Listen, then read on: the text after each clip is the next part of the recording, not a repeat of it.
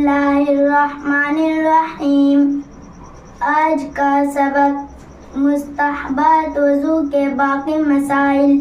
سوال نمبر 1، دائیں طرف سے شروع کرنا سنت ہے یا مستحب؟ جواب نمبر 1، بعض علماء نے اسے سنت کہا ہے اور بعض نے مستحب بتایا ہے۔ سوال نمبر 2، گردن پر مسح کرنے کی کیا صورت ہے؟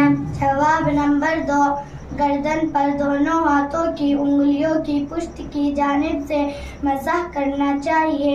گلے پر مسح کرنا بدعت ہے۔ سوال نمبر 3، وضو میں اور کیا کیا آداب ہیں؟